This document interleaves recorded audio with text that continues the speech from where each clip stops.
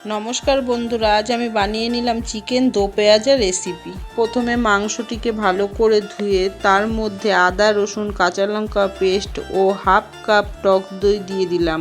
গুঁড়ো মশলা হলুদ 1 চামচ, লঙ্কার গুঁড়ো 1 চামচ, লবণ 1 চামচ দিয়ে মাংসটিকে মাখিয়ে 30 মিনিটের জন্য রেস্টে রেখে দিলাম। তারপর কড়াইয়ে সর্ষের তেল দিয়ে চৌকো করে কেটে রাখা পেঁয়াজ ও ক্যাপসিকামগুলো ভেজে তুলে নেব ও কড়াইয়ে পরিমাণ মতন তেল দিয়ে ফোড়নে গোটা জিরে, শুকনো লঙ্কা, গোটা গরম মশলা দিয়ে তার মধ্যে কুচিয়ে রাখা পেঁয়াজগুলো দিয়ে দিলাম। পেঁয়াজগুলো হালকা বাদামি রঙের হলে তার মধ্যে কেটে রাখা টমেটো দিয়ে হালকা করে ভেজে নেওয়ার পর ম্যারিনেট করা মাংসটিকে দিয়ে দেব।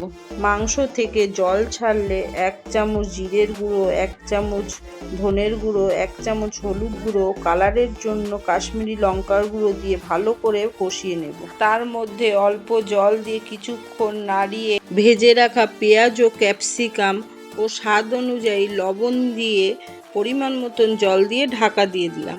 10 মিনিট বাদে ঢাকাটা সরিয়ে গরম মশলার গুঁড়ো দিয়ে নামিয়ে নিলাম চিকেন দো পেঁয়াজা। আশা করছি ভিডিওটি ভালো লাগলে একটা লাইক করে দিও।